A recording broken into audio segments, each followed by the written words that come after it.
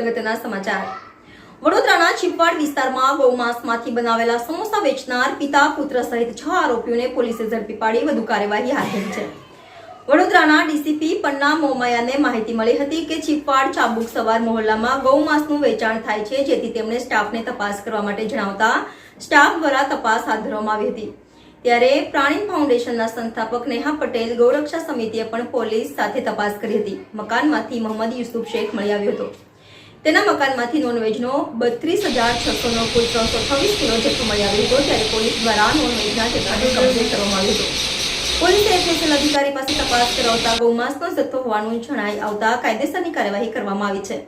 પોલીસે પિતા મોહમ્મદ યુસુફ, તેના પુત્ર મોહમ્મદ નઈમ તથા 4 કારીગરો મોહમ્મદ હનીફ, ગનીભાઈ ફટિયારા, દિલાવર ખાન પઠાણ, મોઇન હબદાલ તથા મોબિન શેખને ઝડપી પાડ્યો હતો। ગૌમાંસનો જથ્થો ક્યાંથી અને કોની પાસેથી લાવ્યા હતા, કેટલા સમયથી આ રીતે ગૌમાંસના સમોસા બનાવીને વેચાણ કરવામાં આવે છે તે અંગે પોલીસે તપાસ હાથ ધરી છે।